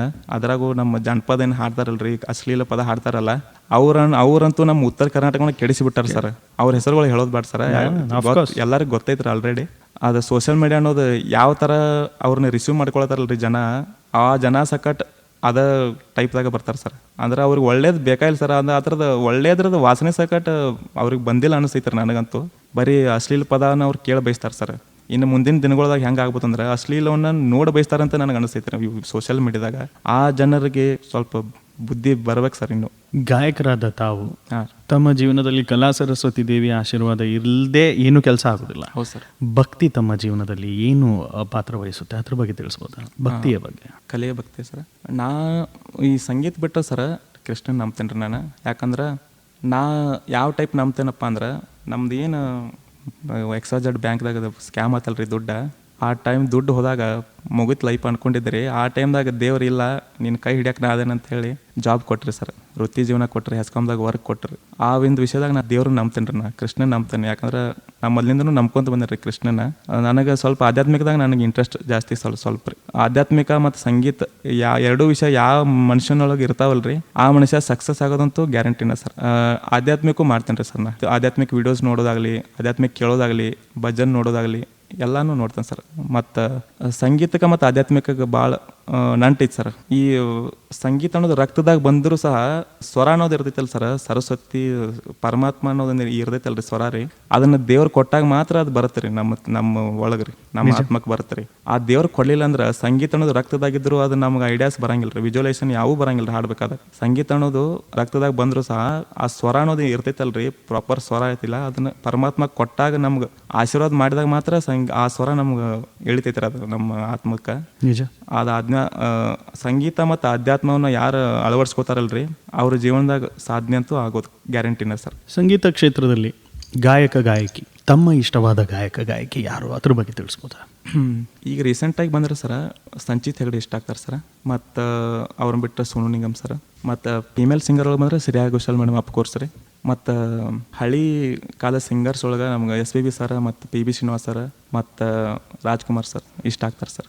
ಇಲ್ಲಿಂದ ತಮ್ಮ ಮುಂದಿನ ಫ್ಯೂಚರ್ ಪ್ಲಾನ್ಸ್ ಏನು ಅದ್ರ ಬಗ್ಗೆನೂ ಸ್ವಲ್ಪ ಫ್ಯೂಚರ್ ಪ್ಲಾನ್ಸ್ ಅಂದ್ರೆ ಈಗ ಆಲ್ಮೋಸ್ಟ್ ಉತ್ತರ ಕರ್ನಾಟಕ ಹಾಳಾಗಿ ಹೋಗಿಬಿಟ್ಟಿ ಸರ್. ಸಂಗೀತ ಅಶ್ಲೀಲ ಜಾನಪದ ಕೇಳಿ ಕೇಳಿ ಅಂದ್ರೆ ಒಳ್ಳೆ ಸಂಗೀತದ ರುಚಿನ ಗೊತ್ತಿಲ್ಲ ಸರ್ ಅವ್ರಿಗೆ. ನಮ್ಮ ಬೆಂಗಳೂರು ಸಂಗೀತ ಏನೈತಲ್ಲ ಸರ್, ಫಿಲ್ಮಿ ಸಾಂಗ್ಸ್ಗಳ ಈ ಕಡೆ ಉತ್ತರ ಕರ್ನಾಟಕ ಕಡೆ ಈಗ ಆಲ್ಮೋಸ್ಟ್ ಈ ಕಡೆ ಕೇಳೋದು ಬಂದ್ ಮಾಡಿಬಿಟ್ಟಾರೆ ಸರ್ ನಮ್ಮ ಹಳ್ಳಿ ಜನರು. ಯಾಕಂದ್ರೆ ಎಲ್ಲರೂ ಉತ್ತರ ಕರ್ನಾಟಕ ಅಶ್ಲೀಲ ಜಾನಪದ ಇಷ್ಟಪಡತ್ತಾರ ಸರ್ ನಮ್ಮ ಕಡೆ ಜನರು. ಹಂಗಾಗಿ ಈ ಜಾನಪದೊಳಗೆ ಒಳ್ಳೆ ಜಾನಪದ ಯಾವ ಅನ್ನೋದು ನನಗೆ ಅವ್ರಿಗೆ ನಾ ತೋರಿಸ್ಬೇಕಾಯ್ತು ಸರ್. ಯೂಟ್ಯೂಬ್ದಾಗ ನಾ ಕಂಪೋಸ್ ಮಾಡಿ ನಾನು ಲಿರಿಕ್ಸ್ ಬರೆದು ಒಟ್ಟು ನಂದು ಸ್ವಂತ ರಚನೆ ಒಳಗೆ ಸಂಗೀತ ಅನ್ನೋದು ಜಾನಪದ ಅನ್ನೋದು ಹೆಂಗೆ ಇರ್ತೈತೆ ಅನ್ನೋದು ನಾ ತೋರಿಸ್ಬೇಕಾಯ್ತು ಸರ್ ಅವ್ರಿಗೆ. ಒಟ್ಟು ನಾ ಯೂಟ್ಯೂಬ್ದಾಗ ನಾನು ಸ್ವಂತ ಕಂಪೋಸಿಷನ್ದಾಗ ಸಾಂಗ್ಸ್ ಮಾಡಿ ಅಪ್ಲೋಡ್ ಮಾಡ್ಬೇಕಂತ ಐತಾರೆ ನನಗೆ. ಮತ್ತು ಈಗೀಗ ರೀಸೆಂಟಾಗಿ ಕಲಿಯತ್ತೇನೆ ರೀ ಸರ್ ಹಿಂದೂಸ್ತಾನಿ ಶಾಸ್ತ್ರೀಯ ಸಂಗೀತ ರೀ. ಶ್ರೀಮತಿ ವಿಲಾಸ್ ಯೋಗಿತಾ ವಿಲಾಸ್ ಗುರು ಮೇಡಮ್ ಅವ್ರ ಹತ್ರ ಕಲಿಯತ್ತೇನೆ ರೀ. ಇವ್ರು ಗಡಿಂಗ್ ಲಾಸ್ದಾಗ ಹೇಳ್ಕೊಡ್ತಾರೆ ಸಂಗೀತ ರೀ. ಎವ್ರಿ ಟ್ಯೂಸ್ಡೇ ನಾ ಅಲ್ಲಿ ಹೋಗಿ ಕಲಿತೇನೆ ಸರ್. ಒಟ್ಟು ಸಂಗೀತದಾಗ ನನಗೆ ಮುಂದುವರಿಬೇಕಂತ ಇದ್ರಿ, ಶಾಸ್ತ್ರೀಯ ಸಂಗೀತ ಮತ್ತು ಯೂಟ್ಯೂಬ್ ಹೊಸ ನಂದ ಓನ್ ಕಂಪೋಸಿಷನ್ ಸಾಂಗ್ಸ್ ತರಬೇಕಂತ ನನಗೆ ಆಸೆ ಐತೆ ಸರ್. ಸ್ನೇಹಿತರೆ, ಇದಾಗಿತ್ತು ಯುವ ಧ್ವನಿ ಕಾರ್ಯಕ್ರಮದಲ್ಲಿ ಇವತ್ತಿನ ದಿನ ತಮ್ಮ ಜೀವನದ ಬಗ್ಗೆ ವಿವರವಾದ ಮಾಹಿತಿಯನ್ನು ಹಂಚಿಕೊಂಡರು ಜಿ ಕನ್ನಡ ಸಾರಿಗಮಪ 2020 ಸೀಸನ್ 17 ಫಿನಾಲಿಸ್ಟ್ ಹಾಗೂ HESCOM Kakati section line man ಆದ ಕಿರಣ್ ರಾಜು ಪಾಟೀಲ್ ಅವರು. ಕಾರ್ಯಕ್ರಮದ ಕೊನೆಯ ಹಂತಕ್ಕೆ ಬಂದಿದ್ದೇವೆ. ಕಿರಣ್ ಅವರೇ, ನಮ್ಮ ಕೇಳುಗರಿಗೆ ಏನು ಹೇಳಿಕೆ ಇಷ್ಟಪಡ್ತೀರಾ ಕೊನೆಯದಾಗಿ? ಇದೊಂದು ಯುವ ಧ್ವನಿ ಕಾರ್ಯಕ್ರಮ ಮೂಲಕ ನಂದೊಂದು ಸಂದರ್ಶನದ ನಡೆಯತೈತಿ. ಇಲ್ಲಿ ಏನು ಹೇಳಕ್ಕೆ ಇಷ್ಟಪಡ್ತೇನೆ ಅಂದ್ರೆ, ಏನೇನು ಯಾವ್ಯಾವ ಕ್ಷೇತ್ರದಾಗ ಯುವ ಪ್ರತಿಭೆಗಳದಾರು ಮತ್ತು ಏನೇನೋ ಇನ್ನೂ ಛಲ ಇಟ್ಕೊಂಡಾರ ಏನಾರು ಸಾಧಿಸ್ಬೇಕಂತ ಹೇಳಿ ಅವರೆಲ್ಲ ಇಲ್ಲಿ ಈ ವೇದಿಕೆಗೆ ಬರ್ಬೇಕಂತ ಒಂದು ತಮ್ಮ ಪರಿಚಯ ಮಾಡ್ಕೋಬೇಕಂತ ನಂದು ಒಂದು ಅನಿಸಿಕೆ ಸರ. ಇದೊಂದು ವೇದಿಕೆ ಎಲ್ಲರಿಗೂ ಒಳ್ಳೆ ವೇದಿಕೆ ಐತಿದ ಮತ್ತು ಇಲ್ಲಿಂದ ಎಷ್ಟೋ ಜನಕ್ಕೆ ಗೊತ್ತಾಗ್ತೈತಿ ನೀವು ಹಿಂಗೆ ಮಾಡತ್ತೀರಿ ಅಂತೇಳಿ, ಸಾಧನೆ ಮಾಡತ್ತೀರಿ ಅಂತೇಳಿ ನಿಮ್ಮ ಪರಿಚಯ ಗೊತ್ತಾಗ್ತೈತಿ. ಹಾಗಾಗಿ ಈ ಒಂದು ಯುವ ಧ್ವನಿ ವೇದಿಕೆ ಏನೈತಲ್ರಿ, ಈ ನಿಮ್ಮ ವೇಣು ಧ್ವನಿ ರೇಡಿಯೋ ಮೂಲಕ ಇವ್ರನ್ನ ಹೇಳಕ್ಕೆ ಇಷ್ಟಪಡ್ತೇನೆ ರೀ. ಎಲ್ಲ ಯುವ ಪ್ರತಿಭೆಗಳಿಗೆ ನಾ ಹೇಳಕ್ಕೆ ಇಷ್ಟಪಡ್ತೇನೆ ರೀ. ಗಾಯಕರಾದ ನೀವು ಆಚೆ ಕೇಳುಗರಲ್ಲಿ ಗಾಯಕಿ ಆಗೋ ಆಸಕ್ತಿ ಇರೋರಿಗೆ ಏನು ಹೇಳಲಿಕ್ಕೆ ಇಷ್ಟಪಡ್ತೀರಿ? ನಾ ಮನಸಾರೆ ಹೇಳ್ಬೇಕಂದ್ರೆ ಒಬ್ಬ ಸಂಗೀತ ನೋಡಿದ ಒಂದು ರಿಯಾಲಿಟಿ ಶೋ ನೋಡಿದವ ಹೇಳ್ಬೇಕಂದ್ರೆ ಮತ್ತು ನಾವೊಬ್ಬ ಪ್ರಾಪರ್ ದಿನ 4 ತಾಸು ಪ್ರಾಕ್ಟೀಸ್ ಮಾಡೋ ನಾ ಹೇಳ್ಬೇಕಂದ್ರೆ ಸಂಗೀತದ ಬಗ್ಗೆ ನನ್ನ ಅನಿಸಿಕೆ ಬಂದ್ರೆ ಯಾವುದೋ ಒಂದು ರಿಯಾಲಿಟಿ ಶೋ ಅದ ನಿಮ್ಮ ಅಂತಿಮ ಸಾಧನೆ ಅಲ್ರಿ. ಅದ ನಿಮ್ಮದು ಲೈಫ್ ಕಟ್ಟಿ ಕೊಡ್ತೈತಿ ಅನ್ನೋದು ಶುದ್ಧ ಸುಳ್ಳ್ರಿದ. ಏನು ಹೇಳಕ್ಕೆ ಇಷ್ಟಪಡ್ತೇನೆ ಅಂದ್ರೆ, ಶಾಸ್ತ್ರೀಯ ಸಂಗೀತ ಕಲೀರಿ, ದಿನ ಪ್ರಾಕ್ಟೀಸ್ ಮಾಡಿರಿ.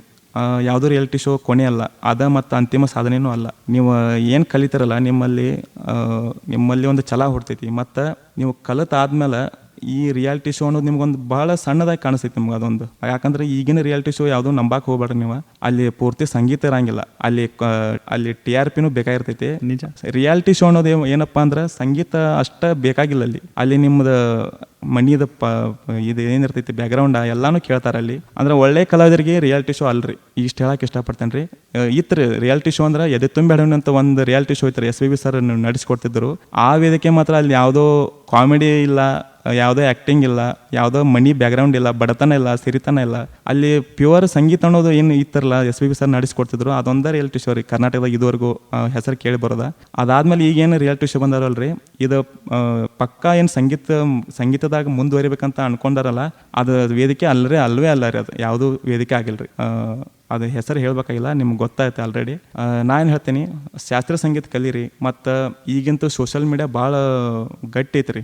ಭಾಳ ಗಟ್ಟಿ ಅಂದ್ರೆ ನೀವು ಆರಾಮ್ ಬೆಳಿಬೋದು ನೀವು. ಅಂದ್ರೆ ಎಲ್ಲೋ ಯಾವುದೋ ವೇದಿಕೆಗೆ ಹೋಗಿ ನೀವು ಪರ್ಫಾರ್ಮೆನ್ಸ್ ಕೊಡಬೇಕಾಗಿಲ್ಲ, ಎಷ್ಟೋ ದೂರ ಹೋಗ್ಬೇಕಾಗಿಲ್ಲ. ನೀವು ನಿಮ್ಮ ಮೊಬೈಲ್ದಾಗ ಮನ್ಯಾಗ ಕೂತ್ಕೊಂಡು ಅಪ್ಲೋಡ್ ಮಾಡಿದ್ರೆ ಎಷ್ಟೋ ಜನ ಬೆಳೆಸೋರು ಅದಾರ, ಚಲೋ ವೀಕ್ಷಕರು ಅದಾರು. ಚಲೋ ವಿಡಿಯೋ ಮಾಡಿರಿ, ಸ್ವಂತ ಹಾಡು ತೊಗೊಂಬರ್ರಿ.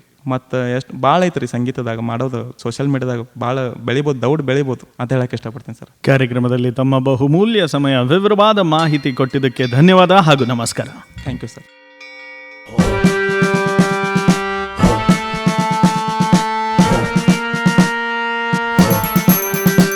ಸ್ನೇಹಿತರೆ, ಇದಾಗಿತ್ತು ಯುವ ಧ್ವನಿ ಕಾರ್ಯಕ್ರಮ. ಇವತ್ತಿನ ಕಾರ್ಯಕ್ರಮದಲ್ಲಿ Kiran Raju Patil, Zee Kannada Sarigamapa 2020 season 17 finalist ಹಾಗೂ HESCOM Kakati section line man ಅವರೊಂದಿಗೆ ನಾನು ಮಂಜುನಾಥ್ ಪೈ.